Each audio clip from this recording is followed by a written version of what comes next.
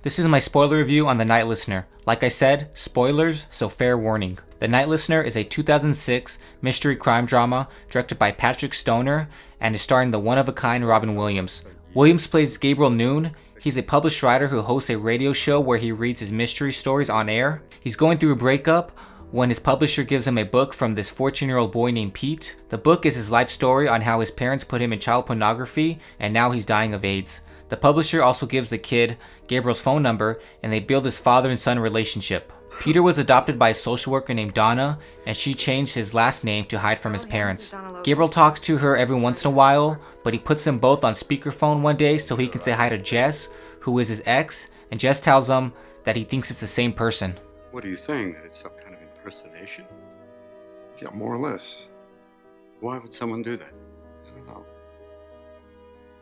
Gabriel can't stop thinking about this and can't find any legit proof of Pete's existence, so he travels to Michigan to find him. He meets Donna, who he finds out is blind.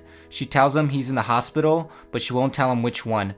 Basically, he finds out that there is no Pete. He was just talking to Donna the whole time. I guess when I explain it like that sounds very underwhelming and anticlimactic, but it's not.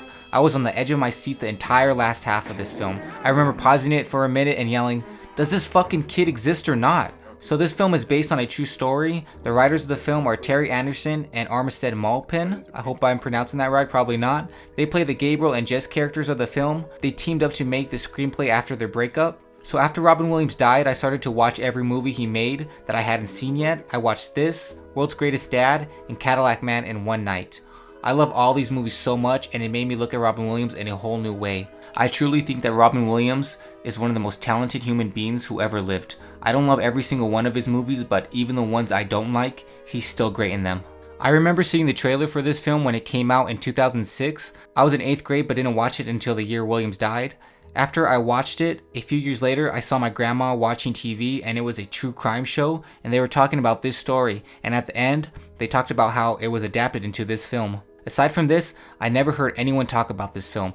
It's like it just vanished into obscurity, and it's a real shame because this is a great film. From the moment the credits begin with the kaleidoscope effect over the child pornography flashbacks with its incredibly well-made original music, it puts you right in the mood for this dark thriller, and it keeps that mood with its dark lighting and creepy atmosphere. That's something you can't notice the first time you watch this because the film has no nudity or even really sexuality.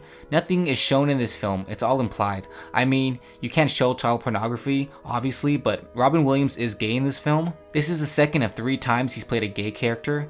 After the amazing opening credits, the first scene is Jess, played by the amazing actor Bobby Cannavale, who I love, as he moves out of Gabriel's apartment, which I think might turn people off from this movie starting it off like that, but it didn't for me. Sometimes I think, would this film have done better if they had changed Williams' character from gay to straight?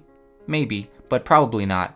But I think it works with the story that he's gay because it shows Gabriel's relationship with his father. They don't get along at all, and you can tell he's kind of homophobic. I'd be careful if I was you. Why? Well, folks could talk, that's all. About what? Use your damn head. That boy was abused by gays. No, he was abused by pedophiles. Haven't you been listening? They were men, weren't they? Straight men. Did you like sweetness?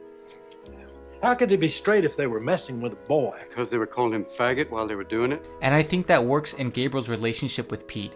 He's the dad to him that he never had. Let's talk about Pete, played by a very young Rory Culkin, another actor I love. Well, there is no Pete. He's just the kid on the picture that Donna sent him, and before Jess hears both their voices, which are both played by Toni Collette, another actress who I respect, Rory Culkin is playing the voice, and everything we see with him is just Gabriel's imagination.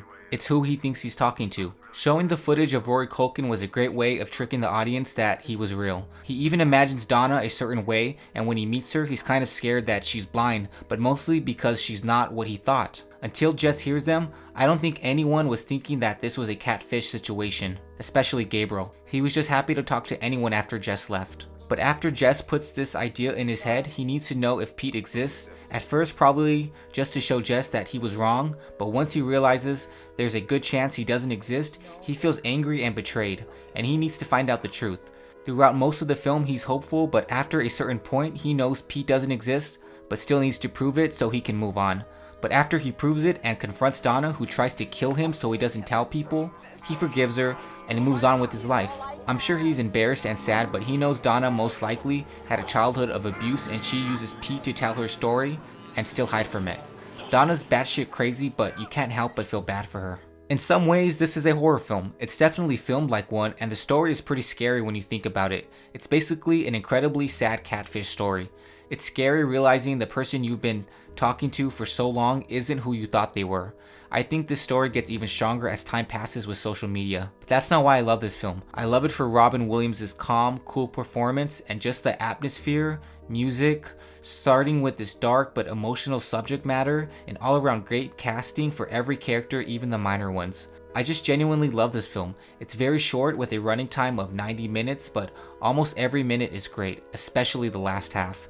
It's just a special film that I found in a very dark and sad time in my life, and for 90 minutes I forgot about me and my self-induced problems and just got sucked into the story. That's what a great film does. So if you like this film, buy it online and show your friends because it deserves so much more love than it gets. So I'm Jacob from Cinema Junkies. Thanks for watching, keep watching, and don't forget to hit that like button, subscribe to this channel, and follow me on Instagram, cinemajunkies_. Don't forget the underscore.